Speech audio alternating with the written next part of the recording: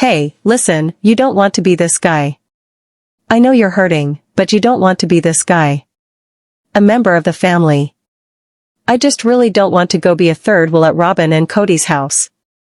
What has happened is in the divorces, the ugly finger of blame has come out. The courthouse was oppressive, air thick, as if no one had breathed there in weeks. The clock over the doors ticked too loudly, and even the bailiff was baffled at being summoned so early. Hello all. Welcome back to Reality Recap. It was only a minute after AM, and yet something already seemed amiss. Meri Brown walked through the front entrance, head down. No sunglasses, no smile. Gone were her multiple layers of jewelry. She was wearing an oversized black coat, almost engulfing her body. In her right hand, she held a manila folder, the top corner torn, clutched so hard it creased in the center. She sat down on the left-hand bench. Hands crossed in her lap, eyes darting towards the door over and over. She had gotten there minutes before time, and without Kody already on guard. But when Meri walked in, Robyn tensed, body rigid, jaw clamped. Meri didn't even look at her. Not once. The judge entered quietly, a small woman with reading glasses perched low on her nose and a face that suggested she'd seen more lies than truths. Years on the bench had made her exacting. She scanned the emergency docket and then looked at Meri. You requesting an emergency protective order. On what grounds, ma'am? Meri stood up placidly, voice firm. No drama. She went to my house. I told her to leave. She wouldn't, and she threatened me. Robyn jerked her head around to the judge. That isn't true. The judge held up a hand. You will have your say in rebuttal. The clerk's hands hovered above the keys. The courtroom waited. Do you have any proof? The judge inquired.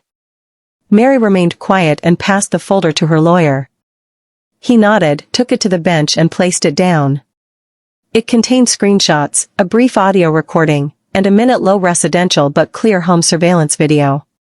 Time as stamped, geotagged, and authenticated. What started as rumors of family conflict had now turned into a courtroom battle. Robyn shifted uncomfortably. Her pale face, cracking voice. She is taking it out of context. I only wanted to talk about the judge had already signed the folder to be duly stamped. That was when the true story came out. 2 nights prior to the hearing, Meri had been in her living room taping a private vlog. Her online video diaries were never uploaded, just a place to think, to rant, a behavior she'd formed through years of not being heard. She was in the middle of a sentence, discussing offloading her bed and breakfast, when someone knocked on the door, not the usual ringing of the bell, but a hard, repetitive knock. She stopped and glanced down the hallway. PM. Meri rose slowly. Nobody dropped in unannounced, no longer. She gazed through the window and tensed. It was Robyn. No makeup, hoodie over her head, something in her arms. Meri did not open the door, just cracked the window an inch. Robyn, what are you doing here? Robyn was desperate. I just need 5 minutes, please. I have to speak. It is about something I found out about Kody, about everything. Meri remained motionless. I don't think it is a good time. It has to be now, Robyn urged, looking around. I can't return home with this, she waved the folder. Yes, the very same folder. Meri clutched in court. But Meri stood transfixed, not knowing what was being held out to her. A deception, a trap. She didn't open the door. Robyn's voice broke into sobs. You are the only one who is listening. I figured Christine would hear me, but she has had enough of me. She won't even respond to my texts. Meri quietly pulled out her phone and hit record without glancing at it.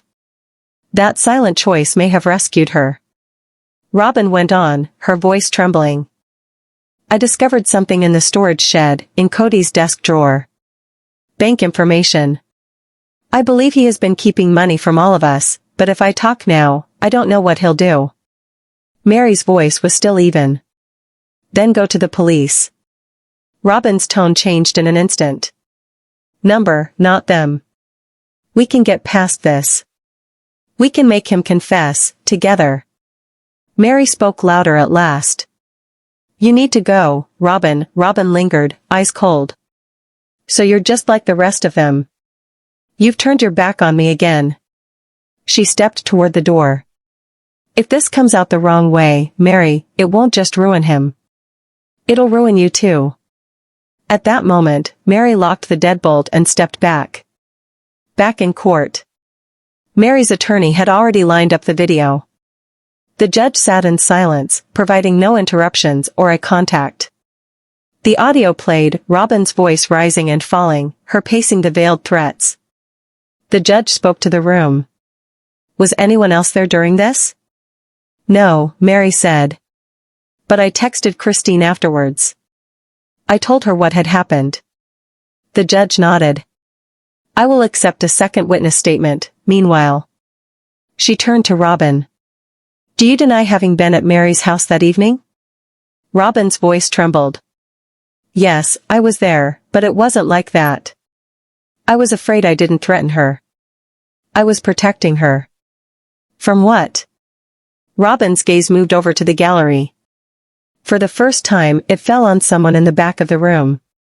Christine, her hands grasped tightly in her lap. That folder, Robyn said, was not for court. The judge arched an eyebrow. What was it for? Robyn remained silent. Some truths are loudest in silence. Christine's phone had vibrated that evening at p.m. A text from Meri. She is outside. Won't leave. Says she has something about Kody. Christine didn't reply. She gazed at the screen for a moment, then laid her phone face down. Robyn had shown up unexpectedly before, but this time was different. Later, she would tell them she hadn't thought Meri was in trouble. Yet she knew something was approaching. The hearing was to be brief and procedural, but within 1 hour it had snowballed. Robyn's attorney requested a postponement. The judge denied it.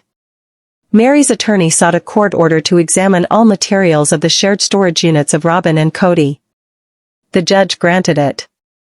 What began as a family court case opened the door to a larger investigation. It wasn't about threats anymore. It was about secrets and what had been kept hidden. The court clerk sat back, quietly starting to write out the subpoenas. And then suddenly, Robyn rose. I want to address the court, not as a defendant, but as a mother. It was permitted by the judge. Robyn's voice trembled, but not in the same way. There was steel under it. I didn't go there to hurt her. I went because I was desperate. Hero made me sign things I didn't read. If this gets out, he'll pin this all on me. She stared at the judge. But I wasn't the only one who knew. The others looked over at Meri, but Meri did not glance at Robyn.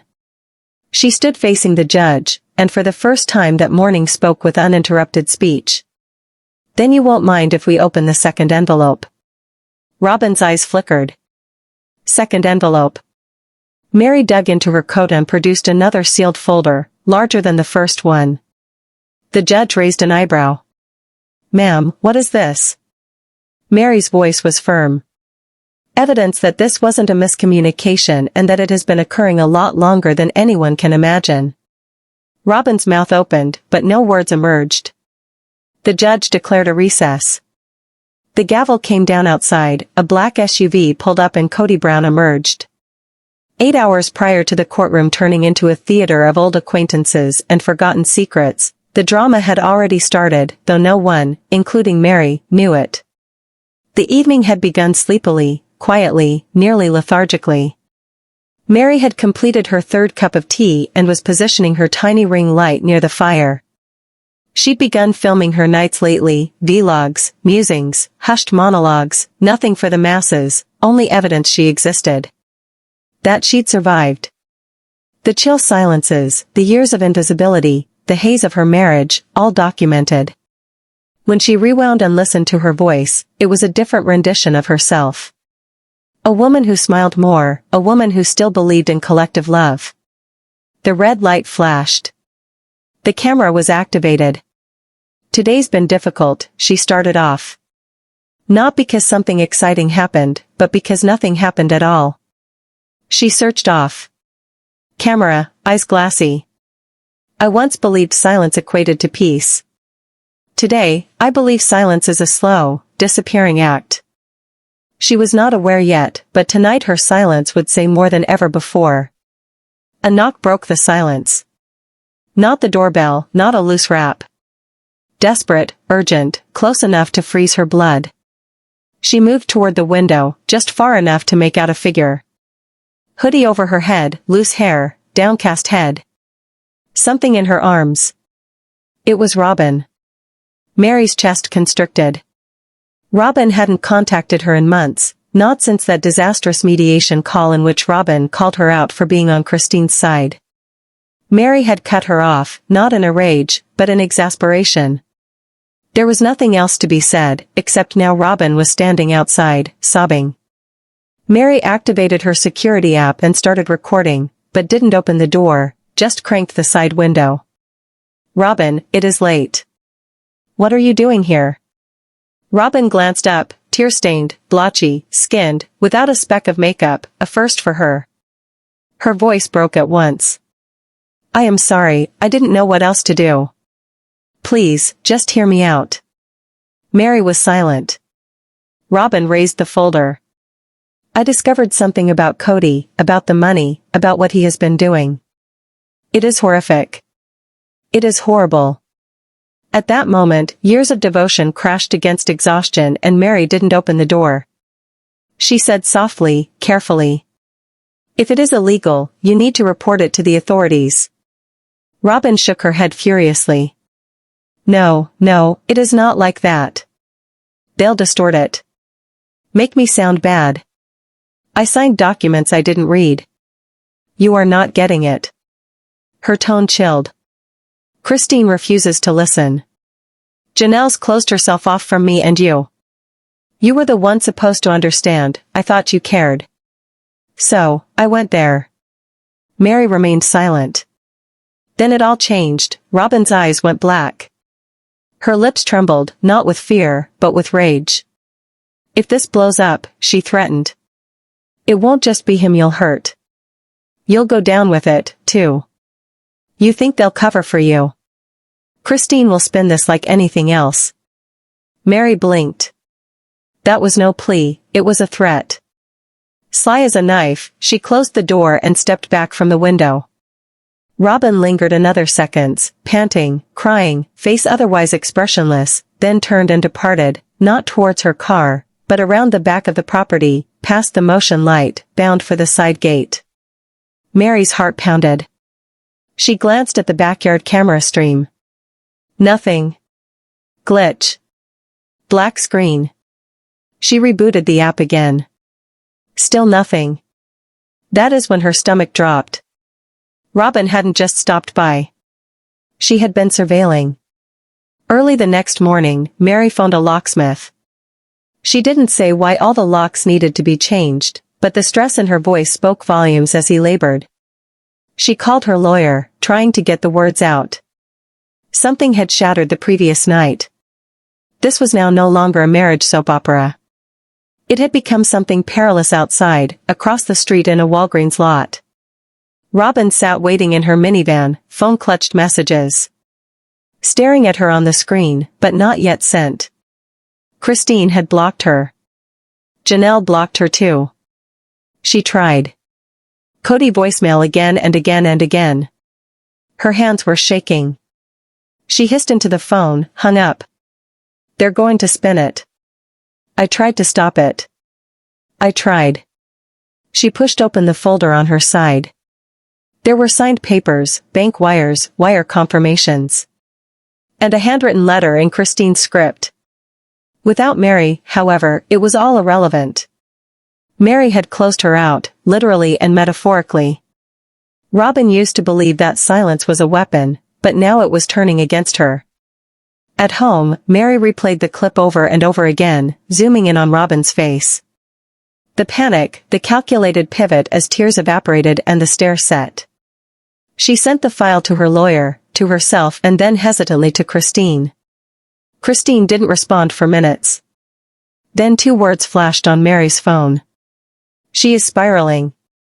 Meri replied. What is in the folder, Christine? I don't know, was the response. But if she is going to come here like that, it means something. Meri didn't press for anything else. She didn't want to know yet. Sometimes fear isn't what is in the folder. It is what it means someone is willing to risk everything for to keep it shut. That evening, Meri did not sleep. She waited in the dark kitchen, hearing the wind knock against the windows. The backyard motion light flicked on. No notification from the security app. She opened the live feed, black, taking the flashlight and kitchen knife. She moved to the back door and stood there, looking through the glass. Nothing. But she was certain someone had messed with the camera. Determined, she contacted the police. Not in a frenzy, but with purpose. Maybe someone who trespassed here last night. I have footage. I'd like to report. They took the statement, but what was most important was what she appended. I am also requesting a temporary restraining order. I have cause. She filed it the next day. And now there she stood again in the courtroom. The judge came back out of recess. The folder still wasn't open. Robyn sat pale and rigid. Meri remained motionless, staring straight ahead. The judge was just about to speak when the courtroom doors swung open. Kody Brown walked in alone. No attorney, no briefs, no tie. Only a blank stare, a face etched by far too many tales that had finally caught up with him. The judge's eyebrow went up. You are Kody Brown. I was called to appear, he said. Meri never looked at him. Robyn spoke softly. He came for me, but no one truly knew whom he had come for or why. What was about to be revealed threatened to destroy more than reputations. The judge regained order. The gavel came down once loud, purposeful. Final Kody sat alone on the right side of the gallery, hands folded, face expressionless, neither inviting nor angry, defensive or contrite, but blank. On the other side of the room, Robyn hugged herself tightly, gentle by nature, her posture now concealed an unmistakable alarm. Her lawyer leaned into her, whispering in her ear, but she hardly noticed. Meri never raised her eyes when Kody came in. Her eyes were fixed on the folder on the table. The second one, the bigger one, still closed. The judge rapped her gavel. We've reviewed the preliminary evidence submitted by Miss Brown, she said, nodding at Meri. The respondent will now have the opportunity to explain her actions. Miss Robyn Brown, please approach the stand. Robyn paused. Then stood up slowly, her heels tapped softly on the gleaming courtroom floor. She walked as if she were wearing bricks on her shoulders. When she reached the witness stand, she dodged, glancing at Meri, Kody or even the judge, her eyes fixed ahead, wide open, breathing, irregular. State your name for the record, Robyn Alice Brown. Do you know why you are here today? Yes. And do you confess to going to Meri Brown's residence that evening? She barely whispered. Yes. Why? She swallowed. I wasn't there to fight. I wasn't there to intimidate her. I went because I didn't know what else to do.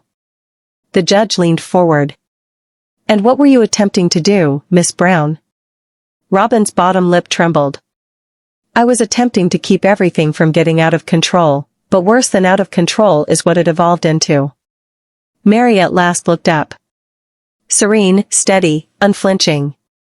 No hatred, no fear, only history. Robyn's lawyer intervened.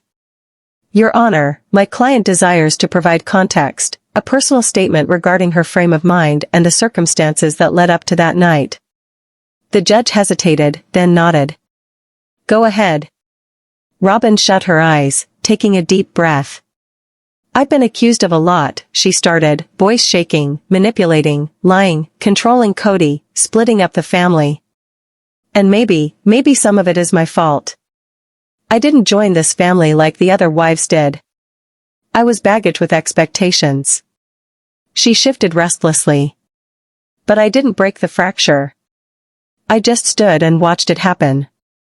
And Kody, her voice cracked, Kody changed after the show. After he became famous, Kody started doing things behind doors, quiet financial transactions. He passed her papers to sign, telling her don't pay attention to the details. I had no idea what they were. The judge raised an eyebrow. You are claiming you were coerced, Robyn hesitated. I am saying I was blind, voluntarily blind. She turned to Kody, her voice shaking. I wanted to be the one who obeyed him, the one who stayed with him, the one who never questioned him, because each time I questioned him, he punished me with silence. Kody was unconvinced. Christine and Janelle exchanged a look in the gallery. Meri leaned forward slightly, finally hearing, this wasn't a defense, it was a confession in disguise. Robyn went on panting harder. The folder I used that night. I never intended to use it on anyone. I stumbled upon it by chance in our storage space in a box marked records of property taxes. There were documents inside that Kody said he had burned years ago. She dried her eyes. Bank transfers, withdrawals in cash, business documents with Meri's and Christine's names forged. Panic took over. If I leave this with Meri, just her, it can remain confidential. But when Meri rejected her, something within Robyn broke. The judge waved to the bailiff. Bring it in here, she said. Meri nodded, pushing the second envelope to her lawyer, who forwarded it. The judge unsealed it with slowness, the contents unfolding like unwrapping a wound. Do not show. She read it silently, her eyes tightening, the courtroom descending into an unnatural stillness. Christine rose. Your Honor, may I come near? The room murmured. The judge hesitated, then nodded. Christine edged slowly towards the bench, watching the envelope. That handwriting, I recognize it, she said. It is my handwriting. Do you know what this envelope is? Asked the judge. Christine frowned. No, but if it is what I think it is, she let the sentence hang. The judge opened the last envelope. There was a photocopy of a check. Christine's 5-year-old signature written to a business Kody had sworn he had nothing to do with. A post-it note stated Robyn burns this if she ever finds out. Christine gasped. That is a check I signed when we refinanced the home. He said it was for repairs. The judge's tone chilled. Would you like to press charges? Christine stopped. Yes, if it is what it looks like. Yes, Kody finally said something that isn't enough to prove anything. It is out of context.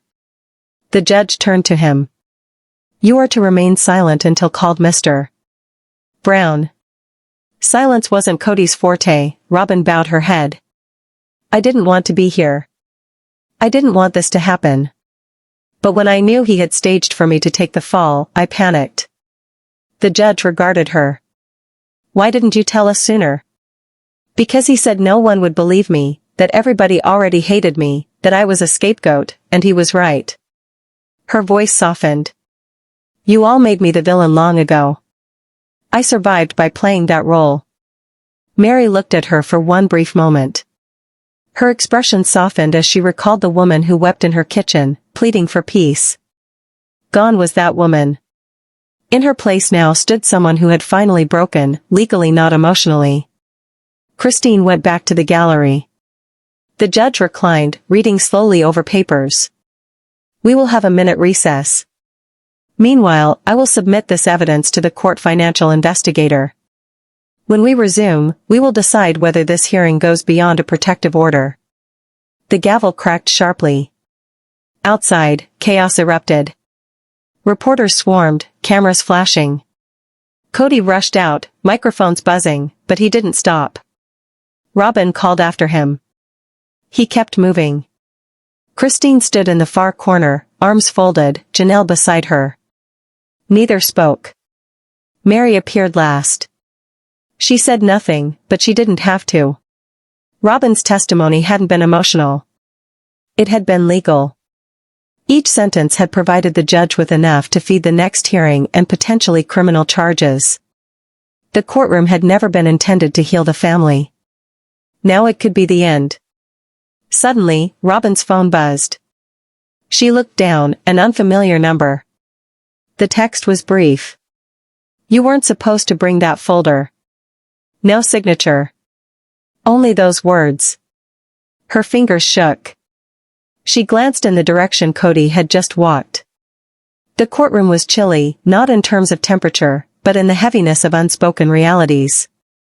Robyn had yet to come back from the corridor. Kody's chair was still vacant. The judge silently read over the declaration she had just signed, officially requesting a financial inquiry. Meri Brown stood when her name was spoken. No reluctance, no terror. Just serenity. She approached the stand slowly, then surprised everyone by smiling, not a wicked or mocking smile, but a soft, almost serene smile, as if a long burden she'd borne years was now disappearing. The courtroom was awed, perplexed, and unsure.